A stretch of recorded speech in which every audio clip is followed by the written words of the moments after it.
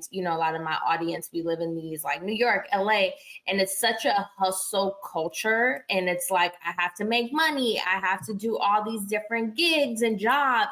And I realized, like, for myself, I had put so much energy in my 20s on, I want to just be successful. I'm going to take every opportunity. And I realized that my time sometimes was wasted. Just asking yourself, do I fear time? Constantly saying, there's never enough time. And so are you fear-based and more victim?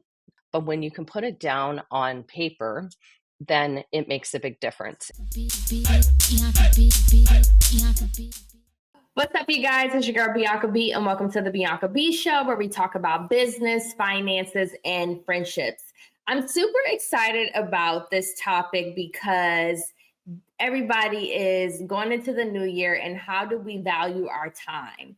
And so why not have a time strategist expert on, who is a coach, an advisor? She is all about mastering your time and just giving tips and advice on how to manage and kind of manage everything from your business to your work life, family life. I'm super excited to have Jennifer on today. How are you? Oh, I'm doing so well. Thanks, Bianca, for having me. Wait, first, before we even dive into this, I always have to give like an icebreaker question. The question I have for you is, if you had an extra hour every day, how would you spend it? Oh, yeah, that's a great question. I would definitely spend it with I would spend it with my son and family. Hmm. Yeah. And like, the older you get, the more I realize like how valuable family is. I know so many of us and a lot of my audience, we are chasing our dreams, chasing the money. However, as I've gotten into my 30s, I really realized how much family is important. So I love that you said that. I kind of just want to dive into, like, how did you become this time expert? What was that light bulb for you to help people managing their time? Well, it came in a few stages. First, it was me realizing that I was a people pleaser, and that people pleasing does not help, it didn't make me feel whole and confident and together, and it didn't help the outside. And that really came when my marriage was crumbling down around me. And I thought, you know what, if I do X, Y, and Z, then everything will be fine. But I kept on denying myself, which typical people pleasers do. And so I started to work on myself and really be responsible for my time. And once I started to do that, what I realized was I was feeling better, the people around me were feeling better, and they enjoyed being around me more. So I definitely started out that way. And then a few years ago, I'm formally teacher trained. So I just really dove in and took a year-long coaching mastery course. And I was like, this is it. This is really what helped elevate. And then I focused in on time, because for me, that was a really master key that unlocked me being able to do more and have more joy, have more fun. And, now I do more and I have more ease in my life than ever before. I love that you said ease. Everybody just want peace. It's just the easy life and to be happy. I kind of want to talk about the business side of things. We work these 9 to 5 jobs, and then afterwards we're exhausted. You gotta clean, you gotta cook, and all these things. For the business person out there, what tips and advice and strategies can you give to people to manage their time better? Well, my whole strategy is connecting your body with your tasks. So it's not so much more of a push, and it's more of, okay, making sure that you're doing the right tasks at the right time of the day. So there's been a lot of research, and even in athletics, they talk about peak performance. But in business, peak performance is when is your brain, that frontal lobe online the most, and that's your peak performance, when you should be working alone on those activities that are going to help you get to your goal. And then there is like collaboration time and then low energy time, but you should be doing low energy tasks at low energy time. And a lot of times what happens in many instances, we get busy with the busy stuff and we forget to do that peak performance time, so that those things that are going to move the needle. And when you allocate your day that way, and what I have found for myself and my clients is that they're actually working less hours and having more free time. And I like how you talked about, those small tasks and like peak hours. How do you know when something is a big task versus a small task? How can you evaluate that, especially in a business or like an entrepreneur? How do you know what is a small task and a big task? Yeah, and I would definitely say being able to identify what is your goal, make sure that you're very clear and focused in on this is my bigger goal. And then I help clients and to break down and say, okay, well, what is your weekly goal? I call it your power list. And you only have one or two items on that power list. And that is your peak performance time. That's what you're going to be working on. And so that is where through coaching, and I have this system I call a time optimization roadmap, where we would sit down and we create, okay, you tell me what your task is, and then we discuss it and we put it into one of the five areas: peak performance, collaboration time, and there's two different low energy. And so that you really have a physical copy of, okay, well, if it's this task, this is when I should be doing it during my day, and then block out your day like that. And going back to people pleasing, what is the mindset and tips that you can give to viewers who are people pleasers and who don't know how to simply say no? Well, one of my first strategies, and people laugh, but like one of my first strategy was actually taking a calendar and at the beginning of the week being intentional. What do I want to accomplish during the week? And then also, blocking out the times. And even to this day, I still block out time for my son and for my partner and also my peak performance. And so that really helped me as a people pleaser, because I used to carry around a beautiful day timer and it was gorgeous. But I just had in there like, oh, my work, oh, this, or, commitments for others. So then when people would say to me, hey, can you help me out?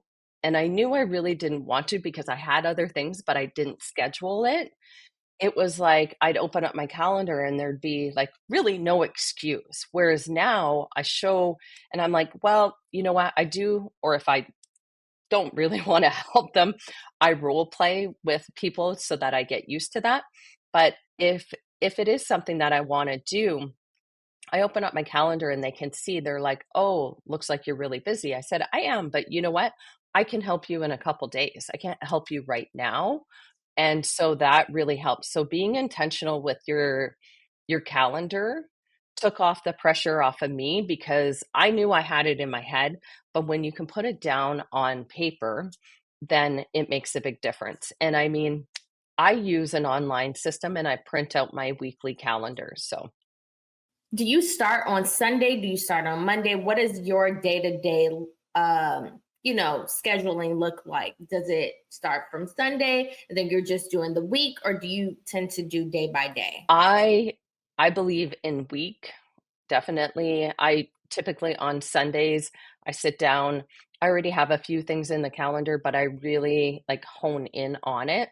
And it's not like I have every hour accounted for, because I do believe that in creating and having space, then you allow those like opportunities to create themselves, right? But the big things that I know on my power list that I will get done, I put those in. And then I also always believe and advise my clients to always have a health goal. So I work in, or well-being, I work in my fun activities as well. So definitely I find that the if people who go day by day, they tend to be a little bit more stress level is a bit higher. And what I have found with a weekly power list is that it allows for more flexibility in the sense of, if something happened and you had to take care of an emergency, you're not going to have those thoughts of negativity and beat yourself up that you didn't get it done that day, because then and you're going to be more motivated to work on it the next day.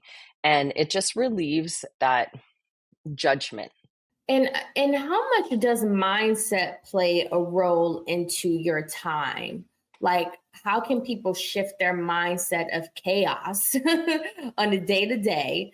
How much is mindset with time management? Oh, I do think, I mean, anything we do in life, right, is a lot, and what happens in our minds. And same with that is, just asking yourself, do I fear time? Am I, you know, constantly saying there's never enough time? And so are you fear-based and more victim? It plays a massive, because as soon as you're the victim in anything, you're going to be you're going to feel less confident. You're going to feel more stress, right? You're going to feel like you're helpless and that you don't have those strategies. Where I just really want to show people that there is a different way. And it doesn't, it takes a while, but you can apply a lot of my strategies that I share right away. And they're simple, and to do it on a consistent basis. Mm, consistency. A lot of people, we Yes. struggle with that, being consistent for sure. I kind of want to dive into finances. We live in these big cities, a lot of us, and a lot of my audience, we live in these like New York, LA, and it's such a hustle culture. And it's like, I have to make money, I have to do all these different gigs and jobs. And I realized, like, for myself, I had put so much energy in my 20s on, I want to just be successful. I'm going to take every opportunity. And I realized that my time sometimes was wasted. And so, what tips and advice can you give to people who live in big cities who are trying to accomplish such a high goal? And how can they, look at the bigger picture of, where's my time going? You know? Yeah, and you just kind of said it right there, is create awareness.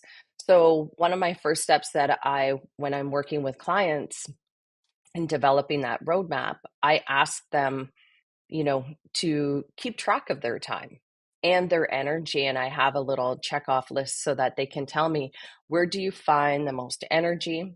And then also keeping track of your time, I use the acronym of time for, identifying what activity was treasured time, so that added value to your life, but maybe not necessarily a huge return on investment. So, spending time with family and friends, your alone time, that would be treasured time. Investment time are those activities that you do that produce and help your return on investment, right? And then how much time are you working in mandatory time? So that's like cooking, laundry, and all that kind of, you have to get it done, hygiene and all the fun stuff, right? And then E is for empty time. And so when I do this activity with clients, they are quite surprised that, you know, they have maybe a bit more time in mandatory and empty than that they were aware of. Or, I tend to work with a lot of motivated entrepreneurs, and they're like, "Oh, wow, I actually am doing a ton." And I'm like, "Fantastic." Like, celebrate that. And especially with females, we tend not to celebrate a lot of our wins. So it's about teaching them that way. And then if people are finding that they have a lot of mandatory time, I work with them and say, okay, well, how can we switch that into treasured time? Or maybe some of those mandatory times you can outsource, so it frees up more time for the treasure time and the investment time. Yeah, I'm definitely the person that struggles with mandatory time, which is the cleaning and the cooking. Yeah. Like that, I'm like, oh my God, I dread it so much. Yeah. And it's like I'm one of those people, like, I'm always early. So I want to also talk about that too. I'm someone who is always early. I'm like hardly late, and my pet peeve is like lateness. What advice would you give to people who are always on time? Is that a good thing? Is that a bad thing? What are your thoughts on that? Um, I I I think it's a good thing. And I think definitely that, with myself and even clients, we talk about that transition time because so many people think to be productive they have to be busy, and I'm like, okay, well, how about you be less stressed, and then when you're in the moment, you're in the moment. And so building in that transition time for many people who tend to be a little bit later, or you're saying I love being on time, and then just enjoy that moment and maybe look for opportunities that are going to present themselves, right? And I do think sometimes it's about our intention behind why do we need to be like early, or what, being on time is respectful, right? And then there's some people, and we all have some friends that no matter what are late notoriously. Yes. Yeah. So true. And how can people follow your strategies? I think that what you're doing is so interesting, and so it just makes you more aware. A lot of us we're realizing like we have so much that we're juggling. How can people, find your strategies? Do you have workbooks? Yeah, so definitely on Instagram, and Facebook and LinkedIn. And I also, on my website, which is Soenen Strategies, I have a couple free resources. I have a ebook, productivity book, and I also have a time quiz that's, it's lighthearted and fun, but it gives you some insights. And then I have monthly blogs that I post up. Amazing. And if people want coaching from you, how can they get coaching? Yeah, just send me a message. And also on my website and on all my social media, I have a link to my calendar and they can book a chat. And or right now, I have a special on for my time optimization roadmap, which when you get this done, like you're going to see you just optimize your time, and it's just nice because it's all laid out. So I have a special on that right now that I would definitely, I know that would set up your 2025 in a new way with more, as I'm going to say, ease, joy, and fun. I love that. I love that so much. Make sure you guys follow Jennifer. Make sure you guys subscribe at It's Bianca Bee and the Bianca Bee Show. We are truly grateful. Thank you so much, Jennifer, for taking the time to chat with us. You guys get your time management on check, okay? Make sure you guys go to her website. Thank you so much. Bianca Bee, Bianca Bee, Bianca Bee, Bianca Bee, Bianca Bee, Bianca Bee.